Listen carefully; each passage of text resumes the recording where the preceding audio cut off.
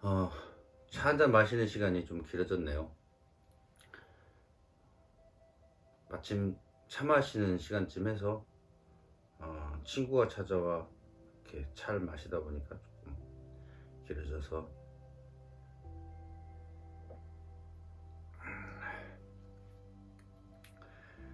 다시 카메라를 켜봤습니다.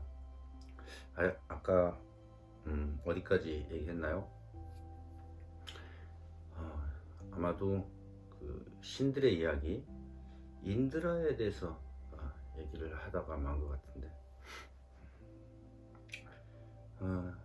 신이 그 고정된 존재들이 아니고 시대에 따라서 상황에 따라서 인간들의 그러니까 세력 판도에 따라서 또는 문화적 이동에 따라서 어딘가에서는 그 존재의 힘이 약화되거나 때로는 소멸되어 버리기도 하고요. 다른 신들의 기능, 능력까지도 취해서 통합하기도 합니다. 그 많은 신들을 다 이해할 수, 이름을 다 뭐랄까요, 기억하고 또 그 특징들을 다 살릴 수 없어서 편리하게 그렇게 했는지도 모르겠어요. 인도에는 인도인들의 수만큼이나 13억이 조금 넘어 없는 인구라고 하니까요. 글쎄요, 여전히 우리 대한민국 사회에서는 이제 그 얼마 후에는 이 상대적으로 굉장히 그 가파르게 꺾여지는 인구 감소, 이것들 때문에 아마 민족의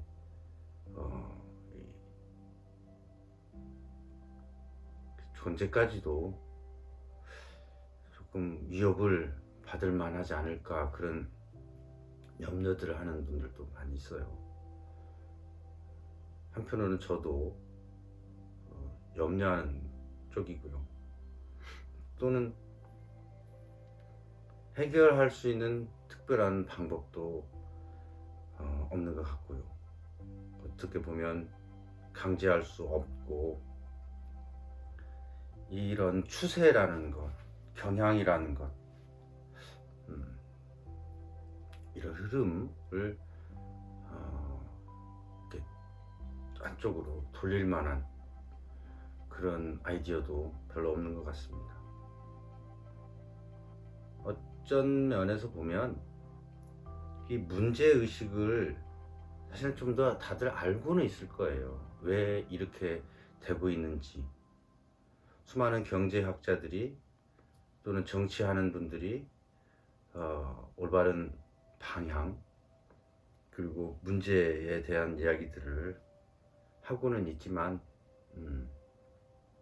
뾰족한 해답은, 아니면 현실적인 답은, 대안은 내놓고 있지 못합니다.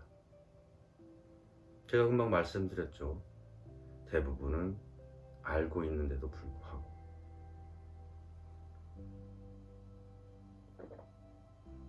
자, 이야기가 저는 샜다가 돌아오고 샜다가 돌아오는 그런 말을 하고 있는 중이라 이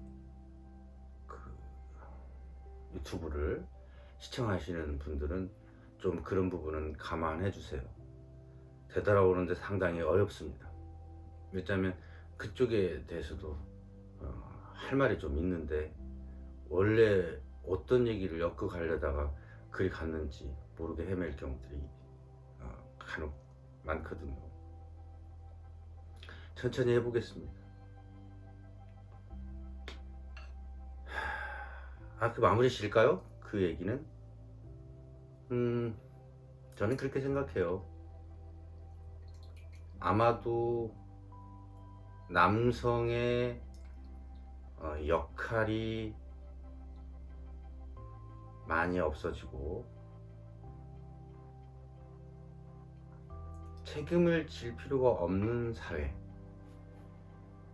반대로 여성의 기능은 세밀하고 또 힘을 쓰지 않는, 뭐 어떤 의미로서는 요즘 시대하고 아주 적합한 그런 상황들이 연출되기 때문에 좀 더 세밀한 부분은 여성들이 많이 담당을 하다가 힘을 쓰는 부분은 이제 기계 또는 시스템이 바뀌어가면서 남성의 역할이 좀 줄었다고 하면 제가 오버하는 걸까요?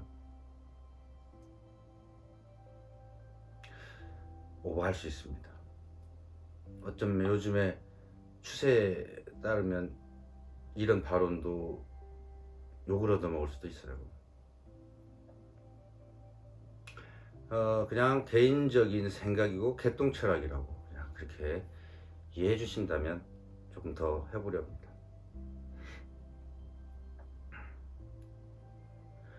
말하자면 총 들고 싸워야 되고 괭이 들고 땅을 파고 거름내고 삽질하고 이런 일들을 이제는 하지 않아도 되는 그런 사회인 거죠. 변화된 여성들의 힘으로도 능히 할 수 있는 일들, 오히려 더 잘할 수 있는 일들이 많아지고, 또 특히나 한국 사회에서는 일정한 나이가 되면 또 어떻게 보면 가장 중요한 나이라고 볼 수 있겠죠. 한 개체로서, 인간이란 생명체로서 가장 꽃이 필 그런 나이에 군대라는 곳을 의무적으로 갑니다. 물론 요즘에는 굉장히 짧아졌지만요. 거기에서 오는 연속성이 깨지는 거죠. 공동체성이나 아니면 훈련에 의한 좀 어른스러움은 분명히 덤으로 가져오는 거지만 손해보는 것은 분명히 시간적인 부분, 연속성이 깨어짐, 공부든 운동이든 뭐든 간에. 그래서 다시 리세팅 할 때는 힘들어하고 또는 다른 길로 전환을 하게 되고 그렇게 되죠. 나름 그 시간에 여학생들은 공부를 하게 되죠. 또 집중력에 의해서는 개개인의 차는 물론 편차를 인정하는 거지만 제가 보는 견해로도 집중력이 여학생들이 좀 더 높는 경우, 그래서 시험을 치고 이제 구조적으로 안정되는 그런 사회에서는 자꾸 남성이, 남성성이라고 할게요, 위축되고 여성성이 강조되고 많이 찾아지죠. 문화적인 상황들을 좀 냉정한 시선으로 체크해 보면 남성성의 약화는 눈에 띄게 보입니다. 문제는 그러면서 남성들이 직장을 갖지 못하는 거죠. 좋은 직장, 안정된 곳을 갖지 못하기 때문에 그 나이 때, 그럼으로써 경제적인 기반을 못 만들기 때문에 그 시간에 또 경제적인 기반을 만들고자 최대한 노력하기 때문에 연애할 시간도 없고 아파트라도 전세 자금 하나 만들어야 되고, 하다못해 좀 그럴듯한 곳에서의 대리나 주임, 계장, 지금은 팀으로 이루어져서 그런 호칭도 좀 없어지긴 했지만 그런 위치를 잡아야 되죠. 그리고 저금해야 되겠고요, 저축해야 되겠고요. 근데 그런 금액이 뭐야, 저분들 집 구하기 어렵습니다. 차 사기 어렵습니다. 그냥 일상생활 유지하는 정도밖에 안 돼요. 다 전 국민 중에 젊은 층들이 다 그렇다는 얘기는 아니겠지만 실제 그런 일들인 거죠. 그러다 보니 스스로도 별 볼 일 없고 또 먼저 같은 나이에 윗 계급으로 승진한 동 나이대 또는 동창 그 여학생들은 먼저 가 있는 상대적인 소외감, 위축감, 절망감, 그리고 그런 친구들은 더 낮은 계급에 더 낮은 월급 보수를 받고 인정을 못 받는 그런 하향 쪽으로 선택을 하지 않겠죠. 그러다 보니 여성들은 혼자 있는 게 오히려 편하고 가정보다도 주변에 먼저 결혼한 친구들, 먼저 결혼한 가까운 사람들을 보면 전부 다 힘들어하는 얘기들 많았죠. 행복하다고 말하는 친구들은 어쩌면 1000명 중에 1명 정도나 될까요? 제가 좀 오버하나요? 그러면서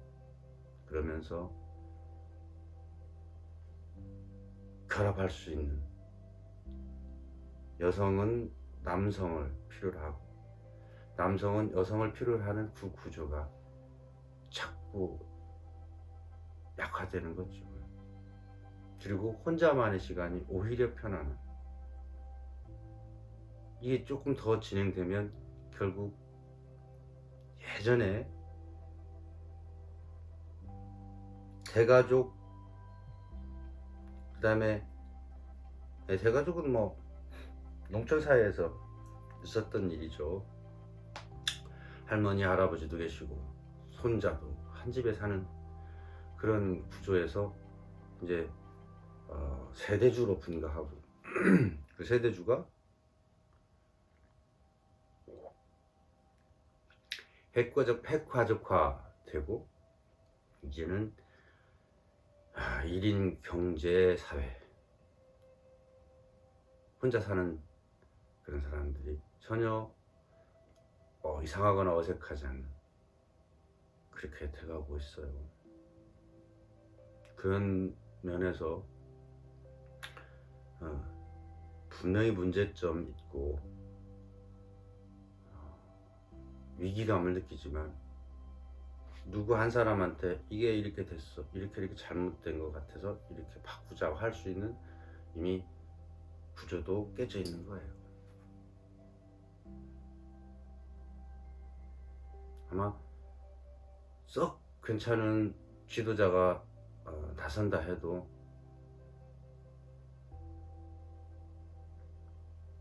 그 선악과를 따먹은 인간처럼 이미 뭔가 편리하고 뭔가 다른 것을 알아버린 그런 거라면 돌아오기는 쉽지 않겠습니다. 저는 이렇게 봐요. 그래서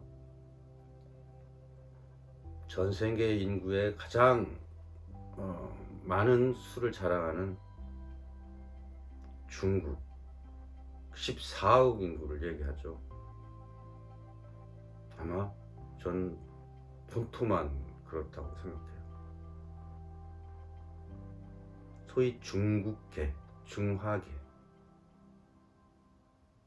다른 곳에서의 이민 중국인들까지 합치면 뭐 15억, 16억은 훌쩍 넘으리라고 봅니다. 정말 많은 수죠. 인도 또한 못지않아요. 인도도 13억 8천, 거의 14억이 육박한 그 인구 통계를 본 적이 있는데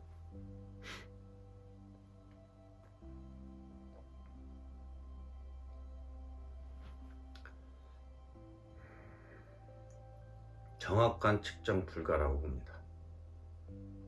그 이유는 제가 그들의 선거하는 그 선거할 때 보면 우리로 말하면 선거에 참여할 수 있는 증, 자격 이걸 가진 사람이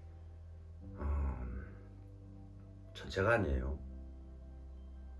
집 없는 떠돌이, 그 다음에 거주처가 불분명한 사람들, 길에서 사는 사람들, 움막 짓고 사는 사람들, 어디 그 기차역에서 대충 그 시간 때우고 사는 사람들, 어디 멀리 있는 산악 부족이나 농민 이런 사람들은 카운팅을 할 수 없을 거예요.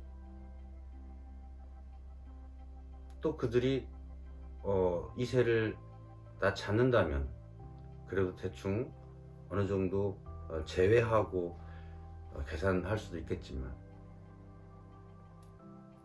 그들도 자녀를 두기 때문에 통계에 나오는 13억 6, 7천의 숫자는 저는 정확하다고 보지 않습니다.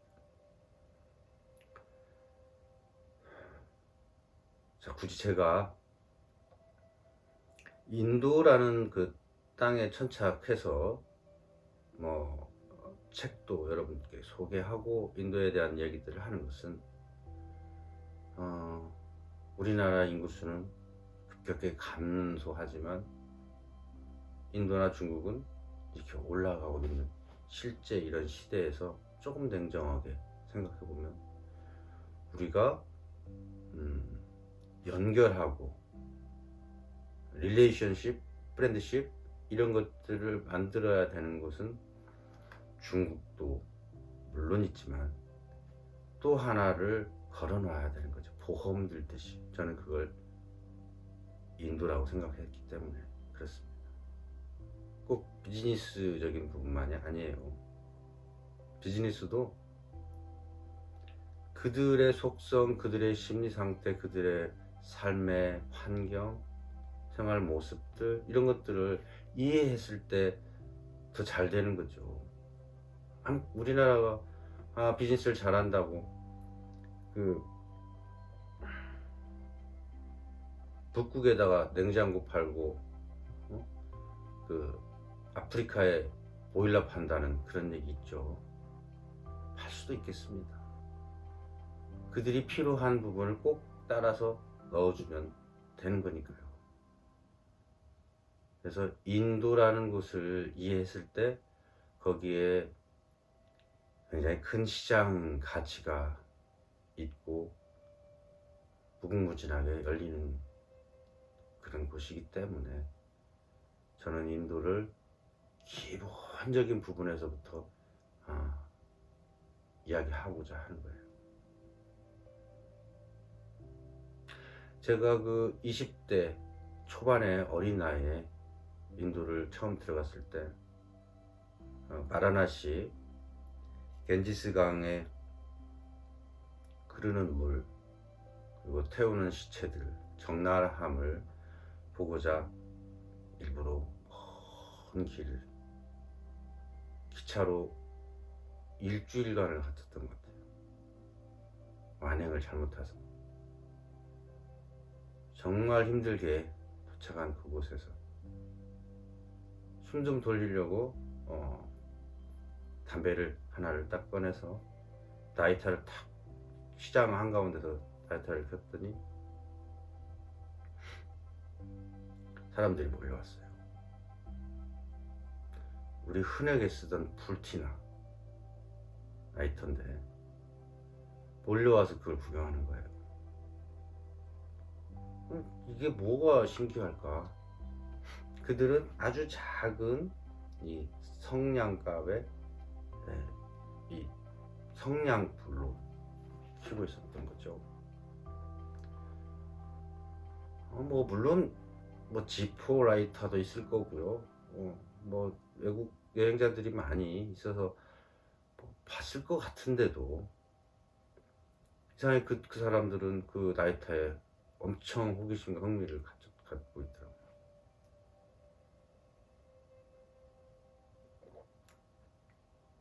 그러려니 말거니 했는데 어떤 한 친구가 앞을 막아서요. 젊은 친구인데 이렇게 팔에다가 그 목걸이, 좀 말하자면 좀 어설프게 생긴 염주 같은 것들, 액세서리를 파는 친구예요. 목걸이들. 물론 인도 사람들은 그렇게 따지지 않고 일단 뭐 치렁치렁하게 걸치는 걸 좋아하는 것 같아서 그런 걸 사주는 것 같아요. 싼 가격에.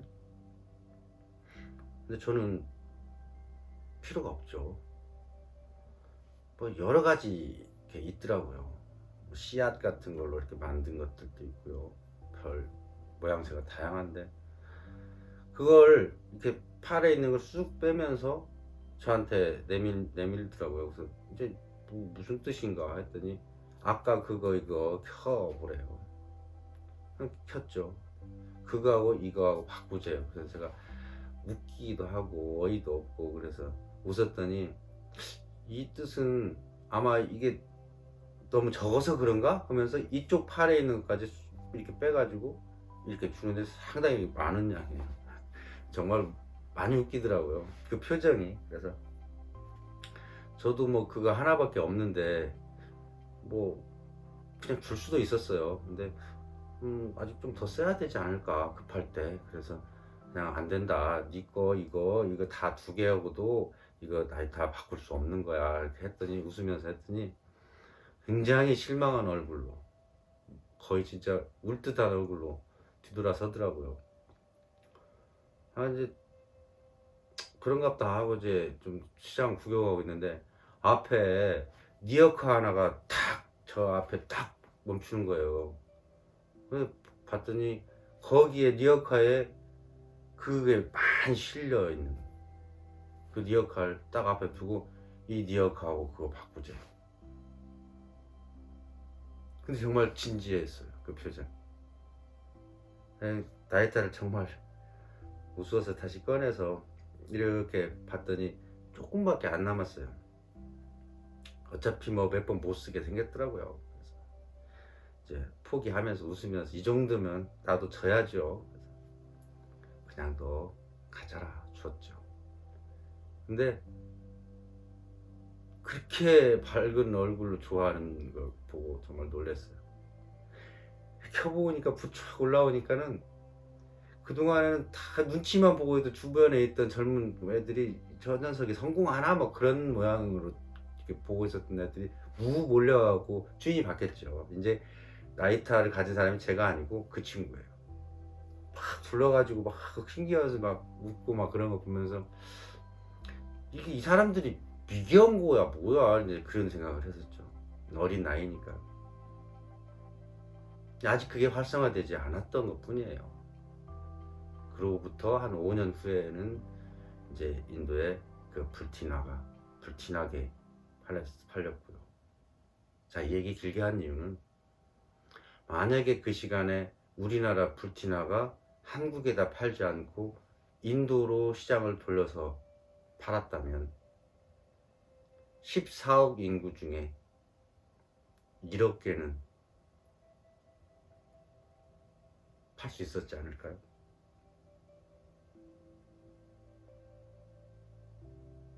부자 됐을 거예요. 우리나라 남북한 합쳐도 1억 안 되지 않습니까? 온 국민이 하나씩 라이터를 사는 것과 인도의 10분의 1도 안 되는 수준이 필요에 의해서 산다면 그들은 어차피 필요하거든요. 왜냐면 항상 이렇게 우리처럼 가스불 켜면 되고 뭐 연탄 까면 되고 이렇게 그런 게 아니에요. 남 모아다가 그 성냥으로 불을 지펴서 이렇게 소시계라고 하죠. 마른 가지 이파리 이런 걸로 불을 붙이고 그 다음에 말린 소똥을 싸서 포개서 밥을 해요. 끼마다 불을 지펴야 되잖아요. 나의 성냥이 몇 번 익숙해도 꺼진단 말이죠. 라이터는 얼마나 간편해요. 그 시기에 맞췄다면 이게 너무 거창한 것만이 아니라 대기업에서만이 아니라 이렇게 조그마한 아이디어가 그 환경에서는 적절하게 필요한 것들, 그 시간에 탁 틈바구니 속에 들어가 준다면 어떤 아이디어도 성공 모델로 될 수 있어요. 또 얘기가 너무 또 많이 갔죠. 대학 강의를 할 때 가장 아쉬웠던 건 50명 중에 한 20명 가까이는 강의 시간에 9급 공무원 시험 출제 유형 무슨 참고서 이런 걸 가져와요.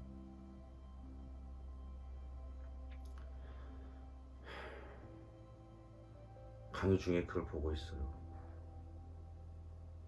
강의자로서는 심한 모욕감이 들죠. 저는 참지 못하고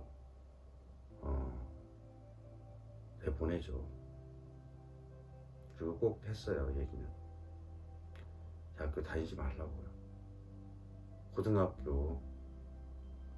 고등학교 졸업자도 부국공무원 시험 볼 수 있다고. 시험에 합격한 다음에 대학 휴학하고 천천히 다시 다른 시간대 공부해도 좋지 않겠냐고. 그 말이 다 옳은 건 아닐 거예요. 인문대를 나와서 인문학이라는 걸 해서 좋은 곳에 취직하고 돈벌이가 잘 되고 결혼도 잘 할 수 있고, 그렇다면 인문학도 할만하겠죠. 근데 인문학 졸업해서 정말 갈만한 곳이 얼마큼 있을까요? 그러니까 최고의 대안으로 선택한 게 공무원 시험이었던 것 같아요. 이게 현실이었습니다.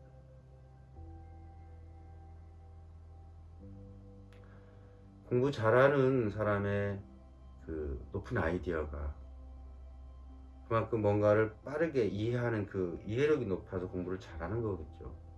그 아이디어가 결국 공무원이라는 것을 하고, 공무원에서 창의적으로 뭔가를 이끌어내고 만들어내고 개발하고 사람들과 공유하고 그런 환경은 아니죠. 시키는 대로 해야 되고 엉뚱하게 하면 잘리거나 아니면 주변에서 왕따가 되거나. 시키는 대로 하면 돼요. 문제만 안 일으키면 되고요. 공무원 공부 잘할 필요 없죠. 공부 잘하는 학생이 갈 이유가 없어요. 공부 제일 잘하는 학생이 가는 곳 어디예요? S대 좋아요. 스카이대 좋아요. 거기 제일 인기 좋은 학과 뭐예요? 법대, 의대. 요즘에 생각을 해봤습니다. 공부 잘하는 학생들이 정말 선택해서 가야 될 곳인지. 제 생각은 아닙니다.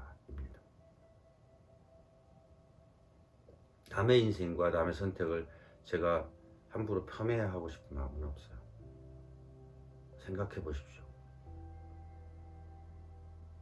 몇 년 전에 우리나라에서 제일 바둑을 잘 두는 친구 이름이 뭐였죠?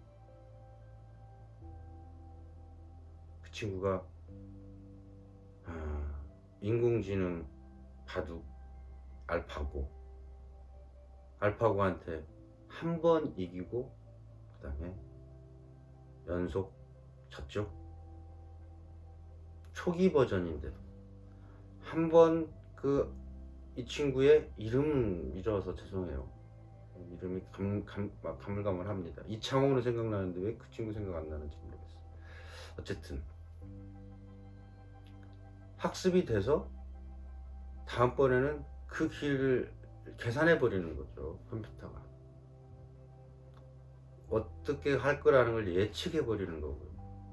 그래서 어떻게 됐습니까? 세계에서 1인자라고 하는 중국에 그 친구 이름은 생각나나요? 커제라는 친구하고 붙었죠. 게임 안 됐지 않습니까? 인공지능 AI가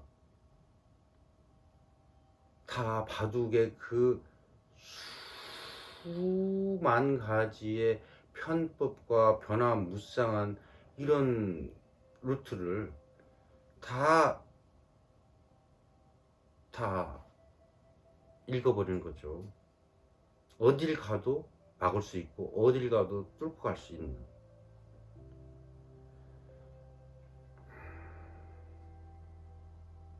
그걸 요즘 말로 하면 4차 혁명이라고 부른답니다. 인공지능이란 뜻이에요.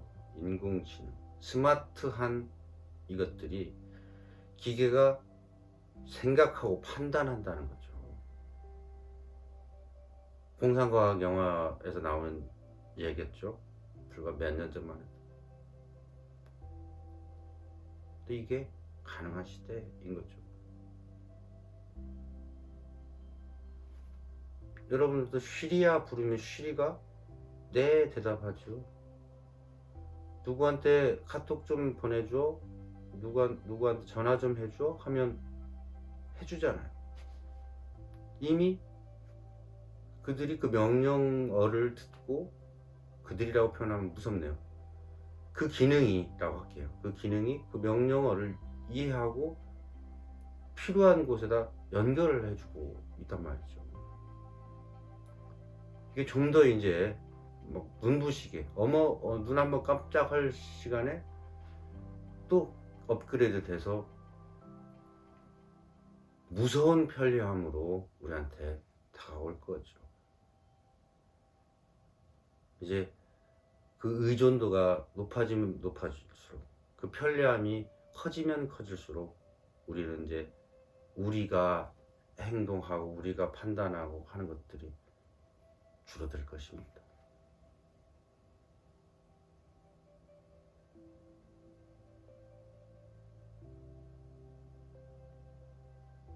어떤 기계 속의 부속처럼 잘 나가야 버리는 그런 상상을 해보면 좀 아득해지고 끔찍하죠.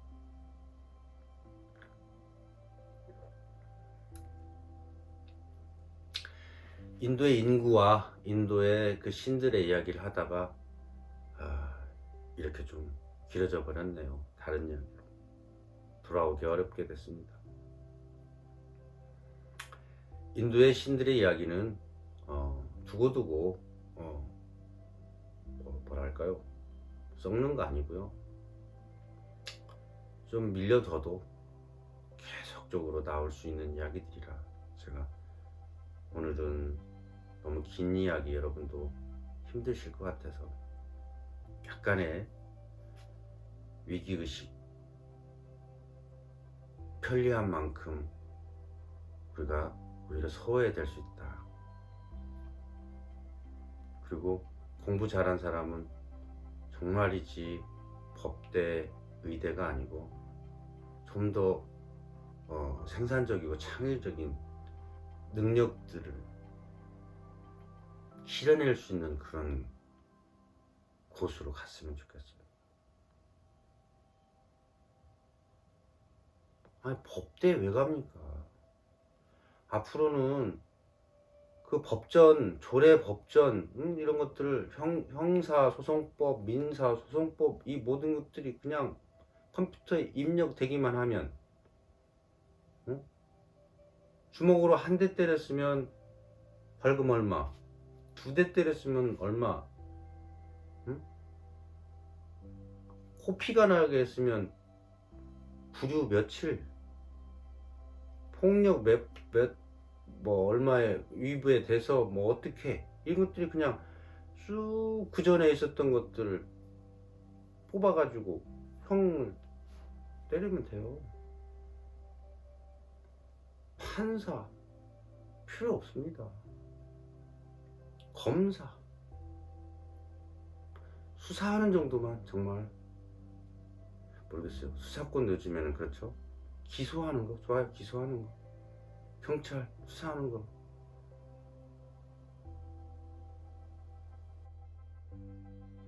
필요 없는 직업의 하나 판사 해봤고요.